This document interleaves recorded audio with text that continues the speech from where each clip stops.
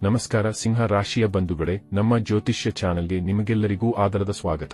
ಕಳೆದ 2 ದಿನಗಳಲ್ಲಿ ಅಂದರೆ ಏಪ್ರಿಲ್ 17, 18ರಂದು ಸಂಭವಿಸಿದ ಆ ವೈಶಾಖ ಅಮಾವಾಸ್ಯೆ ಮತ್ತು ಗ್ರಹಗಳ ಬದಲಾವಣೆಯ ನಂತರ ಈಗ ಸಮಯವು ಸಿಂಹ ರಾಶಿಯವರ ಪಾಲಿಗೆ ಹೇಗೆ ತಿರುಗಲಿದೆ?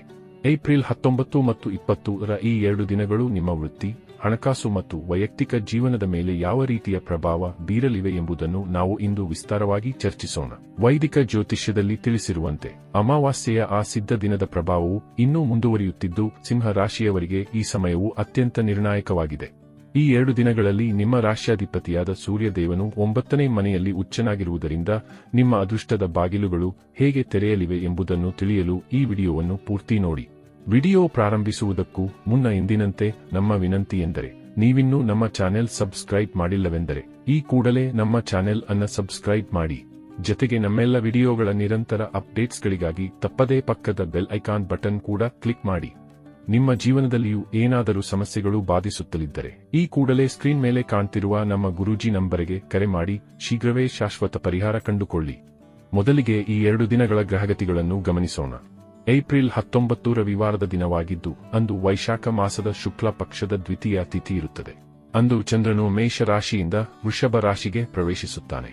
ಸಿಂಹ ರಾಶಿಯವರಿಗೆ ವೃಷಭ ರಾಶಿಯು 10ನೇ ಮನೆಯಾಗಿದೆ. ಇದನ್ನು ಕರ್ಮಸ್ಥಾನ ಎಂದು ಕರೆಯಲಾಗುತ್ತದೆ. ಏಪ್ರಿಲ್ 20 ಸೋಮವಾರದಂದು ತೃತೀಯ ತಿಥಿ ಇರಲಿದ್ದು, ಚಂದ್ರನು ವೃಷಭ ರಾಶಿಯಲ್ಲಿ ಉಚ್ಚನಾಗಿ ಎಕ್ಸಾಲ್ಟೆಡ್ ಸಂಚರಿಸುತ್ತಾನೆ.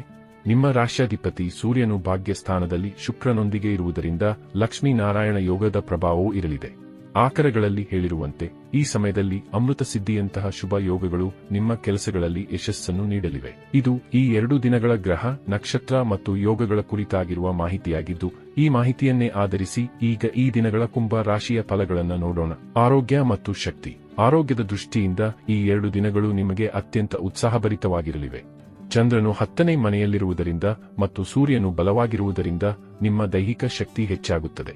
ಕಳೆದ ಕೆಲವು ದಿನಗಳಿಂದ ಕಾಡುತ್ತಿದ್ದ ಸಣ್ಣ ಪುಟ್ಟ ಆರೋಗ್ಯ ಸಮಸ್ಯೆಗಳು ಈಗ ದೂರವಾಗಲಿವೆ. ನೀವು ಹೆಚ್ಚು ಎನರ್ಜೆಟಿಕ್ ಆಗಿ ಕಾಣುತ್ತೀರಿ ಮತ್ತು ನಿಮ್ಮ ಈ ಸಕಾರಾತ್ಮಕ ಶಕ್ತಿಯು ಇತರರಿಗೂ ಪ್ರೇರಣೆ ನೀಡುತ್ತದೆ. ನಿಮ್ಮ ಆತ್ಮವಿಶ್ವಾಸವು ನಿಮ್ಮ ಮುಖದಲ್ಲಿ ಎದ್ದು ಕಾಣುತ್ತದೆ. ಆದರೆ ಸೂರ್ಯನು 9ನೇ ಮನೆಯಲ್ಲಿರುವುದರಿಂದ ತಂದೆಯ ಆರೋಗ್ಯದ ಬಗ್ಗೆ ಸ್ವಲ್ಪ ಗಮನಹರಿಸುವುದು ಅವಶ್ಯಕ. ಆಹಾರ ಕ್ರಮದಲ್ಲಿ ಶಿಸ್ತು ಕಾಪಾಡಿಕೊಳ್ಳಿ ಮತ್ತು ಸಾಕಷ್ಟು ನೀರು ಕುಡಿಯಿರಿ. ವೃತ್ತಿ ಮತ್ತು ಉದ್ಯೋಗ ಜೀವನ. ಉದ್ಯೋಗಸ್ಥ ಸಿಂಹ ರಾಶಿಯವರಿಗೆ ಇದು ಗೋಲ್ಡನ್ ಟೈಮ್ ಎನ್ನಬಹುದು. 10ನೇ ಮನೆಯಲ್ಲಿ ಉಚ್ಚ ಚಂದ್ರನು ನಿಮ್ಮ ವೃತ್ತಿ ಜೀವನದಲ್ಲಿ ದೊಡ್ಡ ಬದಲಾವಣೆಯನ್ನು ತರಲಿದ್ದಾನೆ. ಮೂಲ ಆಕರಗಳಲ್ಲಿ ತಿಳಿಸಿದಂತೆ ನಿಮ್ಮ ಕಚೇರಿಯಲ್ಲಿ ನಿಮ್ಮ ವಿರುದ್ಧ ಪಿತೂರಿ ಮಾಡುವ ವಿರೋಧಿಗಳು ಈಗ ಸುಮ್ಮನಾಗಲಿದ್ದಾರೆ. ನಿಮ್ಮ ಕೆಲಸದ ಶೈಲಿ ಮತ್ತು ಕೌಶಲವೇ ಅವರಿಗೆ ಸರಿಯಾದ ಉತ್ತರವ ನೀಡಲಿದೆ. ನಿಮ್ಮ ಬಾಸ್ ಅಥವಾ ಮೇಲಧಿಕಾರಿಗಳು ನಿಮ್ಮ ಕೆಲಸವನ್ನು ಗುರುತಿಸಿ ನಿಮಗೆ ಹೊಸ ಜವಾಬ್ದಾರಿಗಳನ್ನು ನೀಡಬಹುದು. ನೀವು ಉನ್ನತ ಹುದ್ದೆಯ ನಿರೀಕ್ಷೆಯಲ್ಲಿದ್ದರೆ ಈ 2 ದಿನಗಳಲ್ಲಿ ಶುಭವಾರ್ತೆ ಕೇಳುವ ಸಾಧ್ಯತೆಯಿದೆ. ನಿಮ್ಮ ರಾಜತಾಂತ್ರಿಕ ನಡೆ ಮತ್ತು ಬುದ್ಧಿವಂತಿಕೆಯಿಂದ ಕಠಿಣವಾದ ಕೆಲಸಗಳನ್ನು ನೀವು ಸುಲಭವಾಗಿ ಪೂರ್ಣಗೊಳಿಸುತ್ತೀರಿ. ಸರ್ಕಾರಿ ಕೆಲಸಗಳಿಗೆ ಸಂಬಂಧಿಸಿದ ಪ್ರಯತ್ನಗಳು ಯಶಸ್ವಿಯಾಗಲಿವೆ. ಹಣಕಾಸು ಮತ್ತು ವ್ಯಾಪಾರ. ಆರ್ಥಿಕವಾಗಿ ಈ ದಿನಗಳು ಬಹಳ ಲಾಭದಾಯಕವಾಗಿವೆ. ನೀವು ಬ್ಯಾಂಕಿಂಗ್, ಇನ್ಶೂರೆನ್ಸ್ ಅಥವಾ ಯಾವುದಾದರೂ ದೊಡ್ಡ ಆರ್ಥಿಕ ಸಂಸ್ಥೆಗಳೊಂದಿಗೆ ಕೆಲಸ ಮಾಡುತ್ತಿದ್ದರೆ ನಿಮಗೆ ಹೆಚ್ಚಿನ ಲಾಭ ಸಿಗಲಿದೆ. ವ್ಯಾಪಾರಸ್ಥರು ಹೊಸ ಹೂಡಿಕೆ ಮಾಡಲು ಅಥವಾ ಹೊಸ ಡೀಲ್ಗಳನ್ನು ಅಂತಿಮಗೊಳಿಸಲು ಇದು ಸೂಕ್ತ ಸಮಯ. ಆಕರಗಳಲ್ಲಿ ಉಲ್ಲೇಖಿಸಿದಂತೆ ಯಾವುದೋ ಅನಿರೀಕ್ಷಿತ ಮೂಲದಿಂದ ಹಣ ಬರುವ ಸಾಧ್ಯತೆಯಿದೆ. ನೀವು ಈ ಹಿಂದೆ ಮಾಡಿದ ಹೂಡಿಕೆಯಿಂದ ಈಗ ಲಾಭ ಪಡೆಯುವ ಸಮಯ ಬಂದಿದೆ.